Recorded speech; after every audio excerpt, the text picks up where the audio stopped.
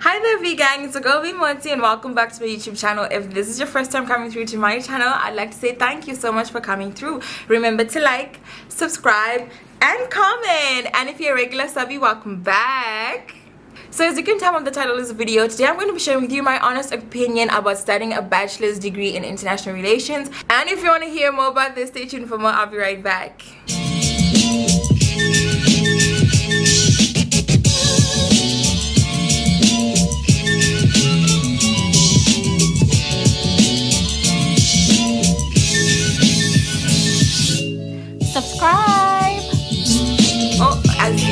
I studied an undergraduate degree in international relations, and I have had a lot of people asking me, should I take a degree in international relations? Do you think it's a good idea? Do you think? So I'm just gonna share my honest opinions about it, and yeah, maybe you can be guided from there. So to begin with, I loved the work. I loved everything about international relations, as in the material, the academic part about it.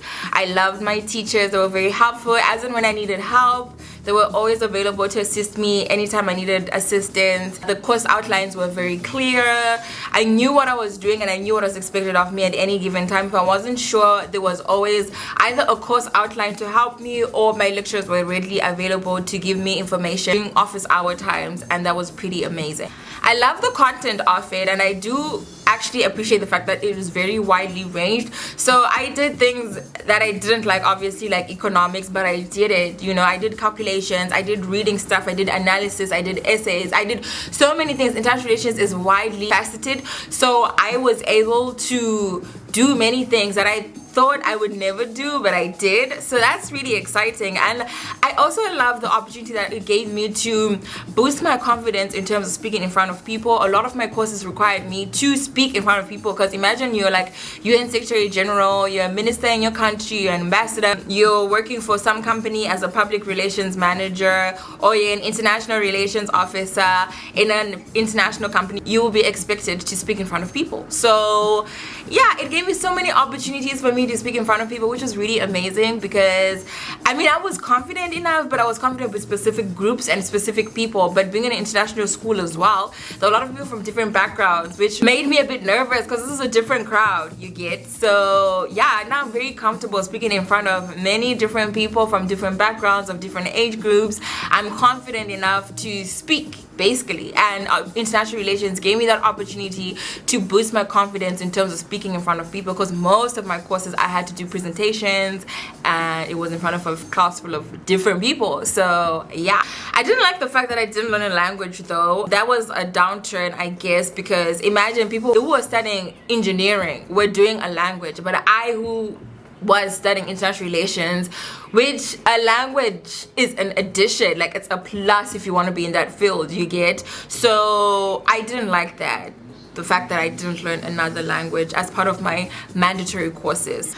There was a lot of research involved and a lot of thinking outside of the box, because I mean, think about it, what hasn't been discovered yet? What hasn't been touched upon in a studying environment or in an international relations area? What concept hasn't really been brought up, you get? So it was very thought-provoking. You had to think outside of the box so often to come up with new concepts and new contributions into the field.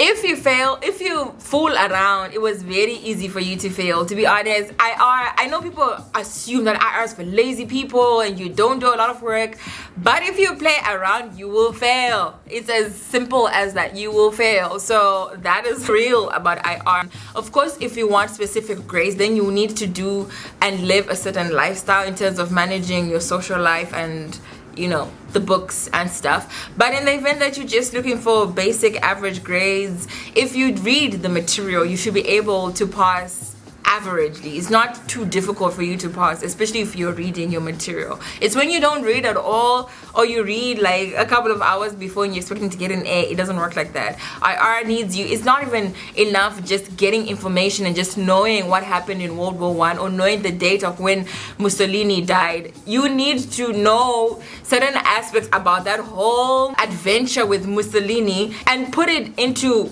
terms and concepts and analysis. You need to break it down to actually make sense of the event and not just the event itself. I don't know if that makes sense, but yeah, you need to know, yes, the event, but what about the event is helping you to explain the point that you're trying to put across. We also had a lot of fun road trips and a lot of class trips in order to get a more in-depth insight about a particular topic. So if we learn about the EU, we'll probably go to the EU Parliament, or we go to the EU offices and stuff. I mean, it was really hands-on. You would actually see certain things happening, and that was really amazing. Depending with your lecturers, the exams were actually pretty hard.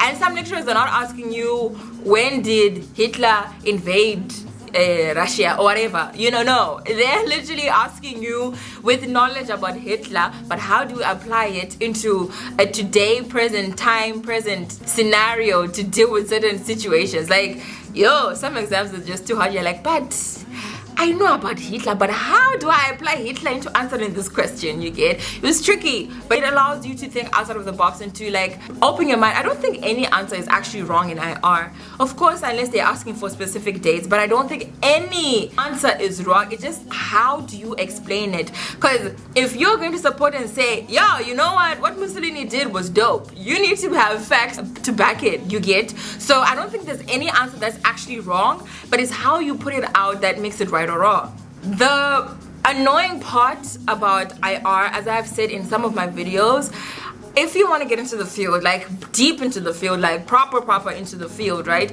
you probably need to do a master's in either IR or a different field.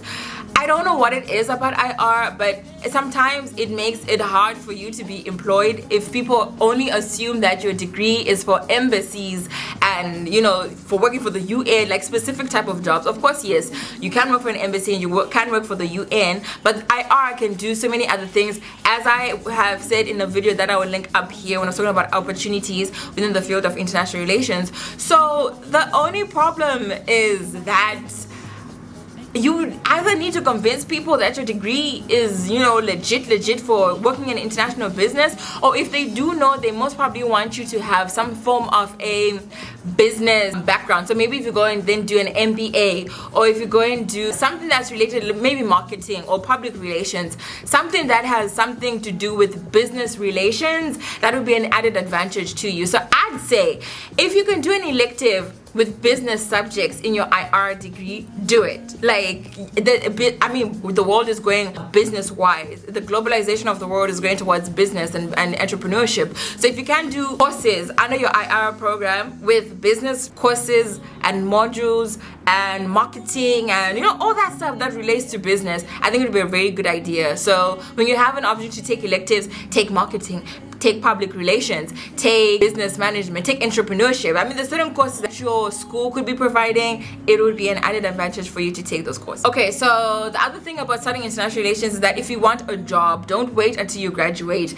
Start off with internships. Internships are actually really important during your summer breaks, your December breaks, wherever you are in the world, because maybe not everybody has like summer breaks in the terms of May to September or somewhere there.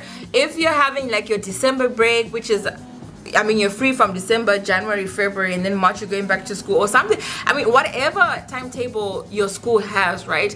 Make it a point to utilize your holidays, not for fun and chilling with friends, but for getting work experience. Volunteer in the companies that you would most likely like to work in, or in the field, or companies related to the field that you would like to get into. Because as I said in my other videos, IR is very diverse, and there's a lot of things you can do with a degree, right? So if you do want to end up in the business field, then go work for a company that is in line with where you want to go to. It's such an advantage, even if it's just 3 months, 3 months, 3 months, 3 months. At the end of your 3 months, 3 months, 3 months, that's 12. Yeah, that's like a year of work experience, only that it was broken down into 3 months, 3 months, 3 months. And when recruiters see this, it's an added advantage to you. You're not coming out literally super fresh from a degree. You still have, a lot of things to offer because you have worked in many diverse fields, so yeah, learning a language is an added advantage. As I mentioned before, I didn't get to learn a language, but if your university is offering you an opportunity to learn another language, take it up. Okay, English is not enough for IR. I simply put, English is not enough, especially if you want to go into the international sphere with, certain aspects about IR require you to learn a language. So learn a language. Once you get a job in the field, it's very lucrative. So it's a matter of figuring how to get a job, because I wouldn't say it's very easy in the field of IR to get a job, unless of course you want to be a professor. Then the easiest route is bachelor's, master's, PhD job, and you are guaranteed most probably, if you do your PhD, to get a job as a teacher, lecturer in a university, and that's cool, right? But in the event that that's not the path that you want to take, have a plan ahead as to how you want to go about using this degree of yours. I've spoken about many opportunities you can find in international relations, but you need to be proactive about it, because don't expect to graduate and sit and a job will come to you, or graduate and then start applying and the job will come almost immediately.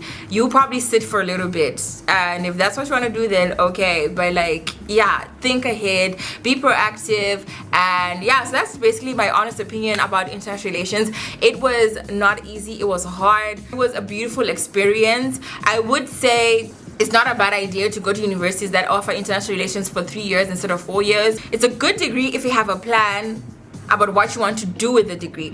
Don't do the degree without knowing what you want to do after you get the degree. Like, oh yeah, I'm just gonna do this degree because my mom thinks it's cool. Don't do IR if it's not for you. Like, if you don't feel like you want to get into that field, because it'll be very frustrating because the work is a lot. So if you feel you want to do IR and you want to work on your you know, international relations vibes and whatever, then do it for yourself. But don't do it because someone else is pushing you to do it, because it'll be a waste of a degree. At the end of it, you'll probably never ever use your degree at all. So yeah, thank you so much for watching my YouTube video. I hope you guys learned a thing or two or were answered. Personally, I liked it. I don't know about other people, but I did. I wouldn't necessarily advise you to do a degree in IR if you did an undergrad in IR. If you do a bachelor's degree in IR, unless you want to take the path of, you know, getting full-time into IR as in UN type of vibes, you know, like an ambassador type of vibes, then yeah, sure, you know. Or you want to be a professor, then sure. But if you want to diversify and get into other fields but still utilize your IR degree for something else, I don't think that doing IR undergrad and IR masters is a good plan. Yeah, so thank you so much for watching. Remember to like, subscribe and comment, and I will see you in my next upload. Bye. God bless.